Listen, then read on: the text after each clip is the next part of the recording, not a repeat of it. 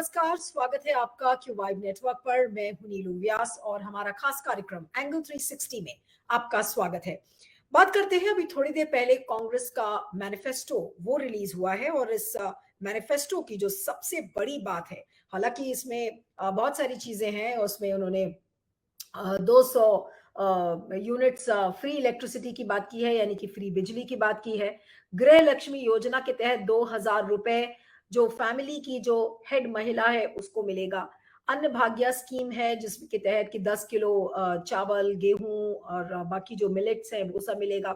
युवा निधि है जो कि अनएम्प्लॉयड जो ग्रेजुएट्स हैं और जो स्टूडेंट्स हैं उनको 2000 रुपए पर मंथ 2 साल के लिए अनएम्प्लॉयड ग्रेजुएट्स को मिलेगा और 1500 रुपए पर महीने 2 साल के लिए जो अनएम्प्लॉयड डिप्लोमा होल्डर्स हैं उनको मिलेगा।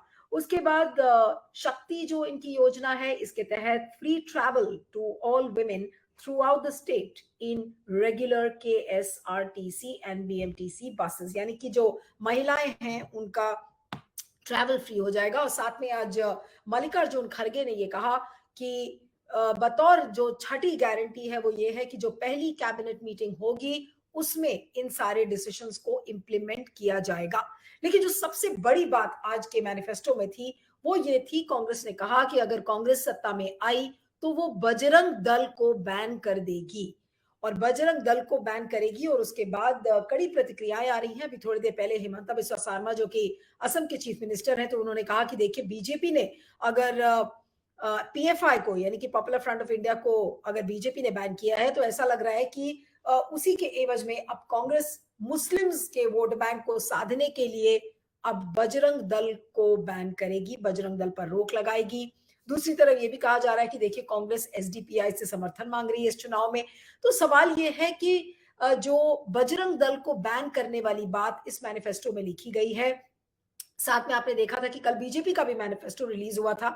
ये तस्वीरें हैं जो मैनिफेस्टो रिलीज की हैं। कल बीजेपी का जब मैनिफेस्टो रिलीज हुआ तो उन्होंने भी बहुत सारी घोषणाएं की कि हम 3 गैस सिलेंडर्स देंगे और इलेक्ट्रिक व्हीकल्स का कर्नाटक को हम हब बनाएंगे।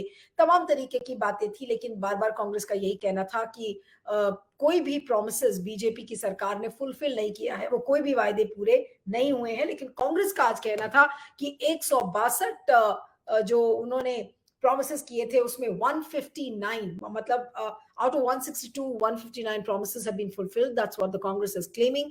लेकिन बजरंग दल के बैन करने वाली बात हम कैसे देख सकते हैं? इस समय हमारे साथ कर्नाटक से 2 वरिष्ठ पत्रकार जुड़ रहे हैं। उमापति डी हमारे साथ है जो कि वरिष्ठ पत्रकार है। आपका बहुत बहुत स्वागत है उमापति डी। और हमारे साथ गंधर्व सेना है जो कि संपादक है एक कनाडा डेली के, वो भी जुड़ रहे हैं हमारे साथ। उमापति डी, आपका भी स्वागत है और गंधर्व जी, आपका भी बहुत बहुत स्वागत है।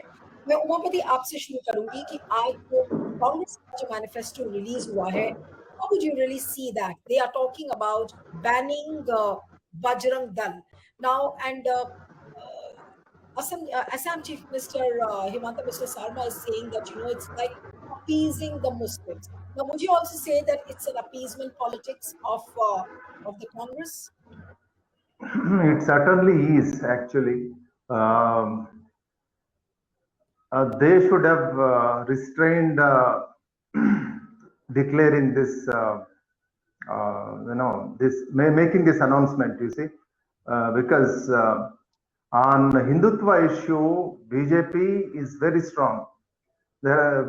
Congress, in my view, has given an unnecessary, handed over an unnecessary issue to BJP. Okay. They need not have. And there are ample laws to check. As it is, there are ample laws to check whatever, Bajrang Dal को check करने के लिए बहुत सारे कानून का हथियार है, फिर भी they have unnecessarily handed over an issue to BJP.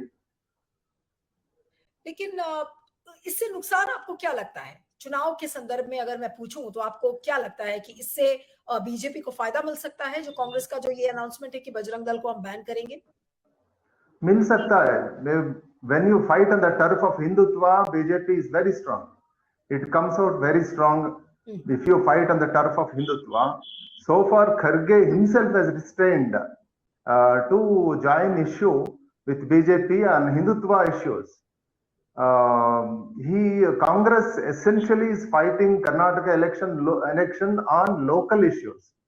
वो जो स्थानिक मुद्दा है उसके ऊपर वो फाइट कर रहा है, and suddenly they have taken this decision to ban Bajrang Dal, which certainly gives a stick in the hands of BJP. Okay, आप कह रहे हैं कि it's a stick in the hands of the BJP और ये इस चीज को घोषणा करने से, and as it is, Neelu ji, as it is, Muslims have made up their mind to vote tactically. Wherever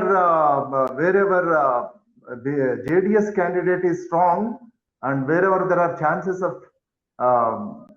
the JDS candidate winning, they are going to vote JDS. And it's same case with BJP also. Congress. So there was no necessity to do this. ठीक है, मैं अब गंधर जी के पास आती हूँ कि गंधर जी, जो आप